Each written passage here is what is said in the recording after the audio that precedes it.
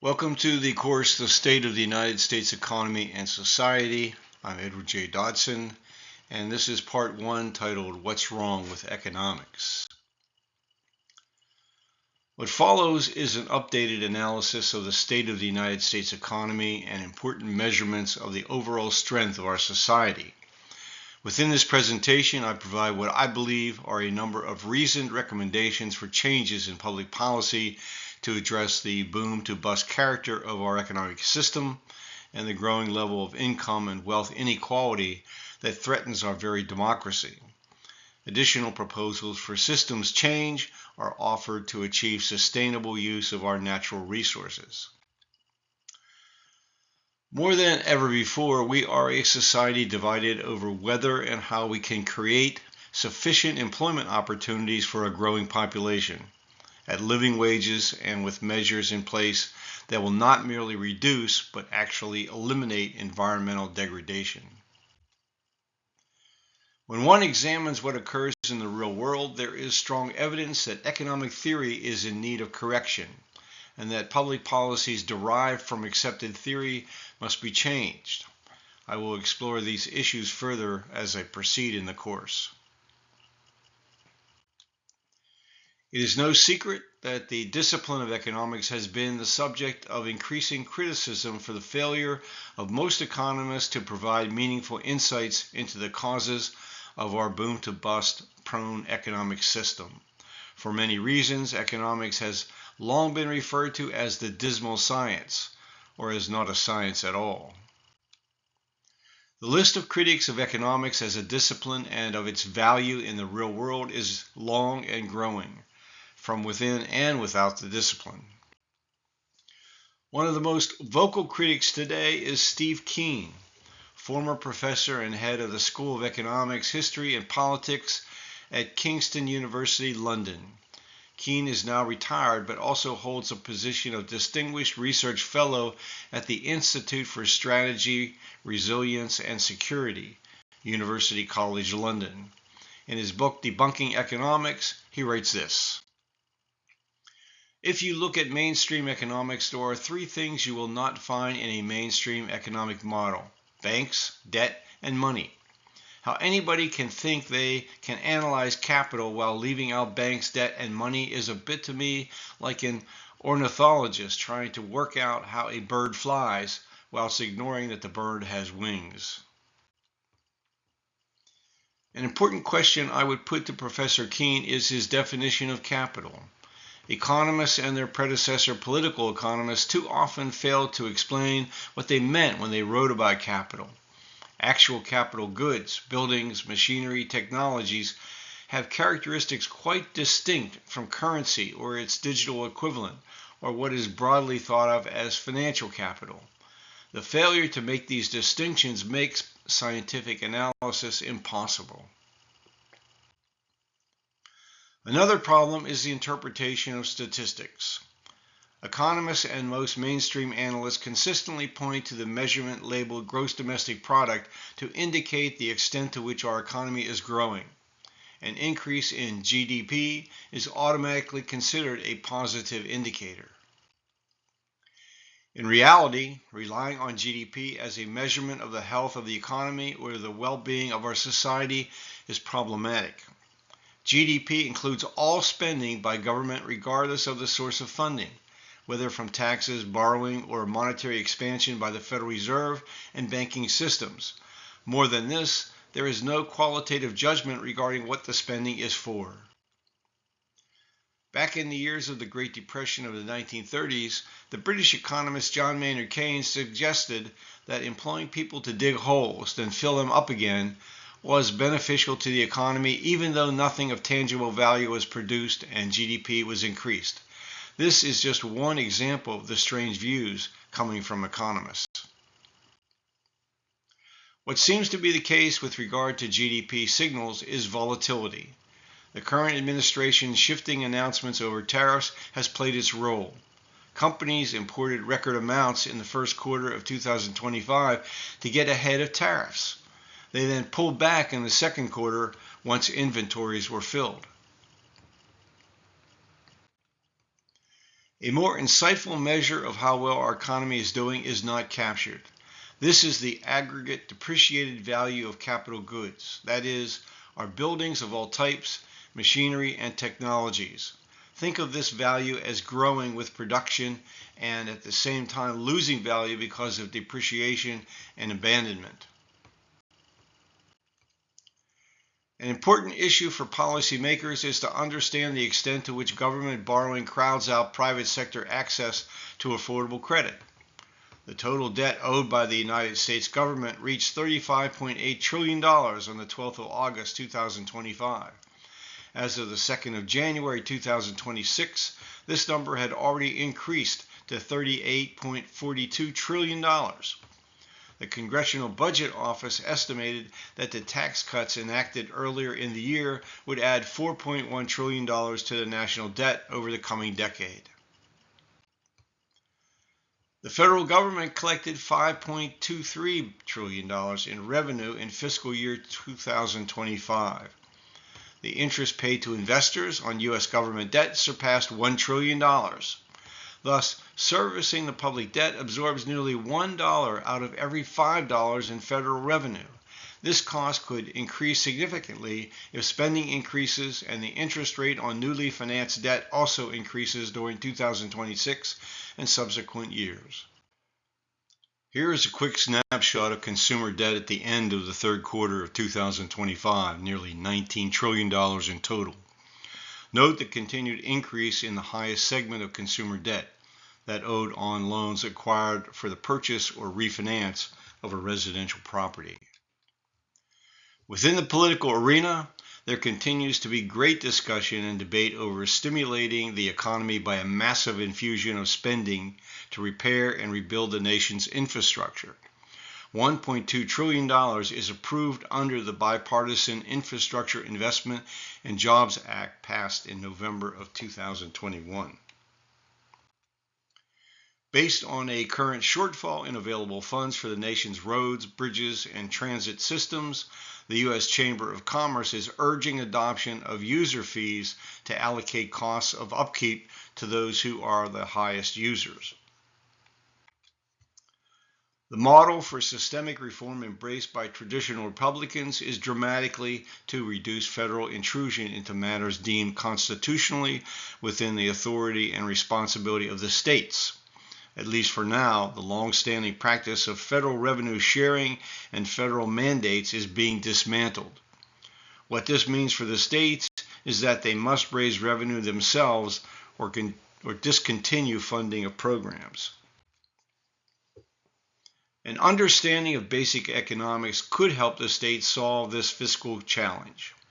Every public investment in infrastructure results in windfall gains to owners of adjacent and nearby locations.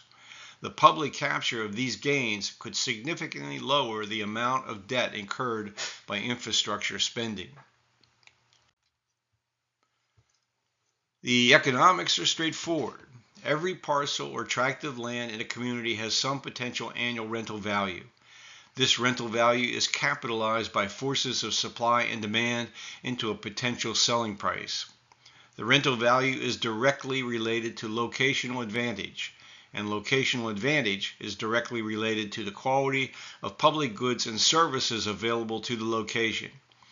As a community and the state invest in a new infrastructure, owners of land experience unearned windfall gains in land value. After subtracting whatever annual property tax payment is required, the owner experiences a net imputed income stream capitalized by market forces into a potential selling price for the land. This is where the structure of the taxation of real estate exerts either a constructive or destructive influence on the community. The higher the annual tax payment, that is, the closer the annual tax is to the potential annual rental value of the location, the lower the imputed income stream to be capitalized.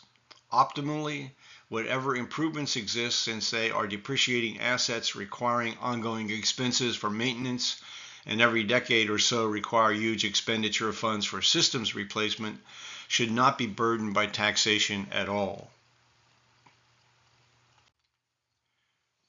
States will also benefit by re-examining their taxation of individual income, business profits, and commerce to ensure these methods of raising revenue do not make the state non-competitive with other states. A longer-term risk of government borrowing facilitated by adding to the money supply by quantitative easing is the prospect for hyperinflation. And hyperinflation is a real threat because of government's economically harmful approaches to the raising of public revenue. The Trump administration's decision to impose high tariffs on imported goods has triggered retaliatory and defensive responses from the governments of other countries. While protective tariff may make it profitable for producers in the United States to begin producing goods currently imported, it also increases the cost of raw materials and resources not available in the United States. When the United States adopted a high tariff policy in 1930, the result was to turn recession into the Great Depression. What has been the impact so far? On the plus side, the U.S. trade deficit reached its smallest level since 2009 in October 2025, and tariff revenue is over $110 billion for 2025. However, the average effective tariff rate stands at approximately 12 to 15%, contributing to price increases for consumers.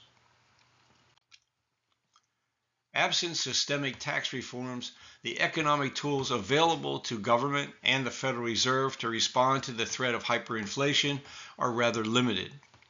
The Federal Reserve tries to find the right level of interest charged to member banks, which will then find its way through the economy and to yields on new issues of government securities. Push the rates too high and we get a recessionary downturn. Lower the rates too much and we get high prices. As I have tried to explain, how government at all levels raises needed revenue has huge but largely ignored implications for the economic health of our society. Specific public policies, including taxation policies, create monopolies and quasi-monopolies that impose what are called deadweight losses on asset production and economic output. Counterproductive policies result in a lower level of goods and services produced and higher prices than would have occurred absent these policies. I've come to agree with those economists who argue that only the taxation of economic rents, including the potential annual rental value of land and land-like assets, such as frequencies on the broadcast spectrum, which have an inelastic supply, impose no deadweight loss on economic output. Back in 2007, Professor Fred Foldvari of San Jose State University explained the consequences of our current public revenue system and what the elimination of deadweight losses would do for the economy and our society. He wrote, "The overall excess burden of taxation in the USA has been estimated at about $1.5 trillion, more than 10% of our total output. So roughly, our standard of living would be 10% higher if the deadweight loss were eliminated." He goes on to make the case for the elimination of most other taxes. With the elimination of taxes on wages, sales, buildings, and entrepreneurial profits, the economy would take a quantum leap up to dazzling productivity. The demand for labor would surge and wages would jump to now unimaginable levels. Earlier, economist Milton Friedman advanced this same change in tax policy. He stated, "There is a sense in which all taxes are antagonistic to free enterprise, and yet we need taxes. In my opinion, the least bad tax is the property tax on the unimproved value of land." He added this, "Governments can collect taxes best on things that don't move. Land is an ideal basis of taxation because you can't take it away." A low effective annual tax on the potential rental value of locations in our towns and cities, on natural resource-laden land, and other natural assets generates a net, that is, after tax, income stream to those who control these assets. The result is intense speculation in land and high land acquisition costs for development of housing, for research development, and other uses, even as huge areas of land in a community remain vacant. Access to cheap credit adds fuel to already speculation-driven land markets. Land prices eventually reach a level where businesses can no longer absorb the cost pushed through as office, commercial, and retail rents, and a growing number of households can no longer qualify for the mortgage financing to acquire housing. The resulting stress of rising land prices brings on a property market crash every 18 to 20 years. Australian analyst Philip Anderson detailed this cyclical activity in his 2005 book, The Secret Life of Real Estate and Banking. He writes, a study of U.S. history reveals a very clear average 18-year cycle in U.S. real estate prices, measured from trough to trough or peak to peak. The actual cycle has never been shorter than 17 years, never longer than 21. Anderson's firm provides investment advice to his subscribers, and he is now looking to 2026 as the year the real estate cycle will peak. Unfortunately, few policy analysts and even fewer of the nation's elected representatives have come to terms with the nation's counterproductive tax structure that is at the heart of our boom-to-bust economic system. Fairness is one issue. Economic efficiency is the other. On these matters, there are widely diverse opinions and very powerful vested interests doing all they can to preserve the subsidies by which they benefit. The 2017 tax bill signed by President Trump did not, in my opinion, address any of these fundamental problems for the simple reason that there is no distinction made between income that is rent-derived and therefore unearned, and income earned producing goods or delivering services. In fact, unearned income received even more advantageous tax treatment. The new president has orchestrated even greater relief for inherently speculative-driven rent-seeking activities.